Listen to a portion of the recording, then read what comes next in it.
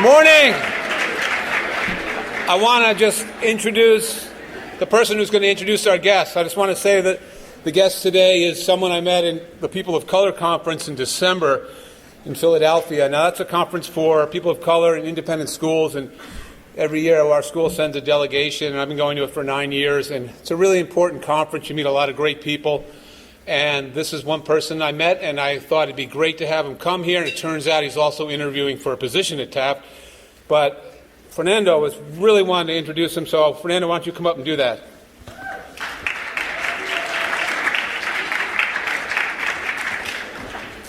Mr. Rick Holyfield, a native New Yorker, raised in the Bronx and Harlem, moved to San Gabriel Valley, California as an adolescent. There, he was drafted out of high school to play professional baseball for the Toronto Blue Jays in 1988.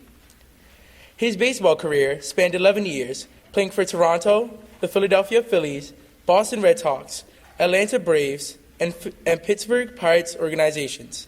He is a current and active member of the Major League Baseball Players Alumni Association.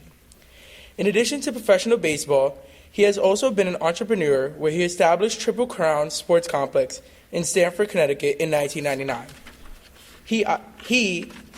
While operating the business, he continued his education matriculating at both Quinnipiac University College of Professional Studies and at Life Christian University, where he completed his Bachelor's of Theology summa cum laude. He later completed certification at the University of Pennsylvania in professional grant research and writing. Mr. Holyfield is also active in various communities.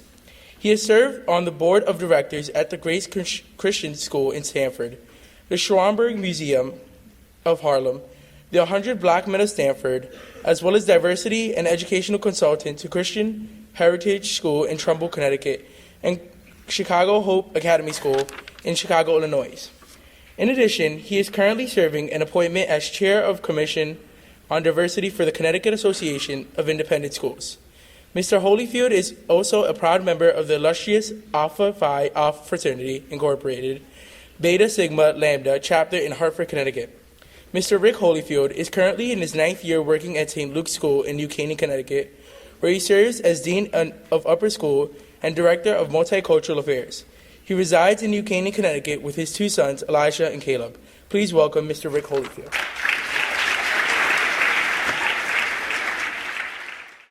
Good morning, Taft School. Good morning.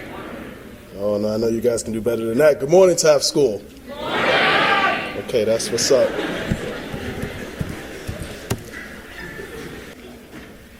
First, I'd like to take care of some housekeeping items.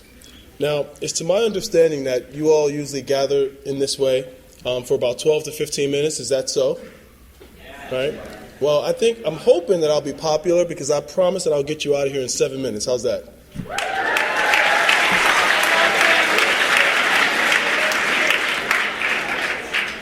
To that end, let me continue with some housekeeping. To Mr. Willie McMullen in absentia, Mr. Rusty Davis, administrators, faculty and staff, and students, I bring you greetings from St. Luke's School in New Canaan, Connecticut. New Canaan in the house. Special thanks to Mr. Bob Gnung, who thought it not robbery to have me to speak with you all this morning. As stated in my bio by Fernando, I've had the good fortune of playing professional baseball for half of my adult life. While I was not a household name or a star by any stretch of the imagination, I do know what it is like to go from my high school graduation directly to the airport on the way to being inserted into a professional baseball lineup. And although being paid to play a sport for a living was a wonderful blessing, it was my experiences leading up to being drafted that means the most to me. So let me tell you a little bit about that. Growing up in a family hailing from the Deep South, my faith was and still remains an important part of my life. It is this faith that has allowed me to overcome major hardships while growing up in New York City during the 1980s. During that time, in most major inner cities in America, illegal drugs had decimated many communities. Moreover, young black males were unfortunately victims of crimes associated with the use of or sale of narcotics, and New York City was no different at the time.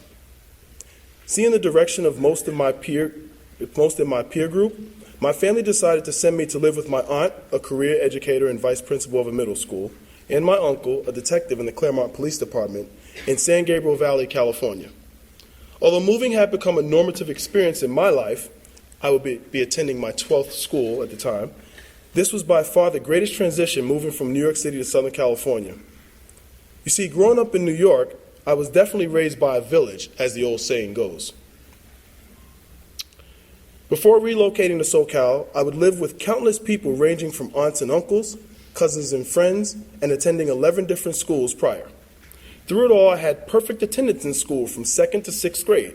And while I was a really good student, the truth is I refused to be absent because I was assured 2 square meals a day. Forgive me, I lost my place.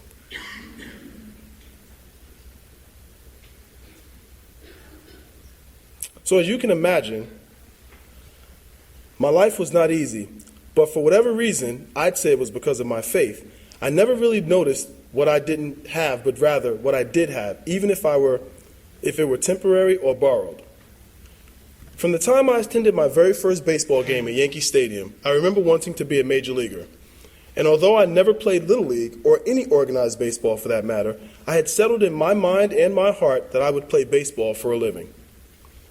I would do anything to imitate my favorite stars, play wiffle ball or stickball in the streets of the Bronx, hit rocks with a broomstick in empty lots, or even throw rubber balls against building walls.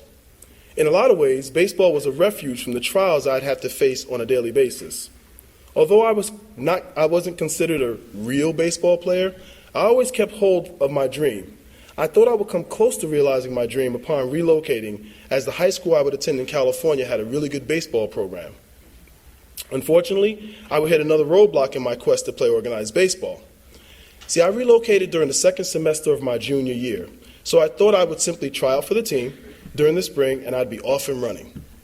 However, CIF, which stands for the California Interscholastic Federation, had a different plan.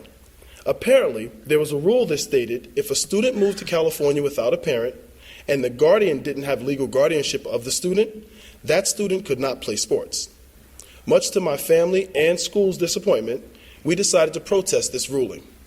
While we didn't get a total victory, they decided that I could play sports at the beginning of the following school year, my senior year in high school. I decided I would try football for the first time in my life and did well, being offered several scholarships to schools in California and Texas. While this was flattering, I knew I had no desire to play football further in high school and couldn't wait for the baseball season to start in the spring. Ultimately, when the season began, I was excited and began the season very well.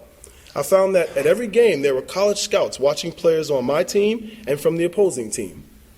As the season progressed, I noticed more coaches speaking with my high school coach and even being introduced to several of them. When the season was drawn to a close, I would be offered scholarships from schools in California, Oregon, and Texas, ultimately signing my letter of intent with Biola University in La Mirada, California. I was extremely proud and excited, as it was always in my mind that I would go to college, and to do so and play baseball would certainly be a blessing. However, 3 weeks later, I received a phone call from a gentleman by the name of Tom Henkel. He introduced himself as the national cross-checker for the Toronto Blue Jays, and he was excited to tell me that I was Toronto's 21st pick in the 1988 June amateur draft. How could this be? How could I, an unknown varsity baseball player, get drafted by a professional organization after playing in only 25 high school games? While I struggled to find answers to these and other questions, I had another challenge before me. Should I sign the pro contract or honor my commitment to the college I signed with? If I decided to sign with the Blue Jays, I would have to ask Biola to release me from the letter of intent, which they were happy to do. Ultimately, I would go on to play professionally for 11 years, playing with Hall of Fame players and managers, and meeting and befriending many famous people in the process. In addition, I've been blessed to do many fulfilling things beyond baseball, entrepreneurship, scholarship, and a career in an industry where I get the wonderful opportunity to sow into the lives of young people daily. Not bad for a kid from New York City who had to rely on free breakfast and lunch for 2 meals. In closing, I'd like to leave you with several lessons that hopefully will resonate with someone here today. Number 1, always be proud of where you are from and what you've experienced. For today, I stand as a sum total of all my life's experiences. Number 2, Always look at adversity as opportunity. Number 3, never let others' opinion of you determine how you see yourself. And finally, never, ever lose sight of your dream inside of your reality. Thank you for listening, and make it a great day.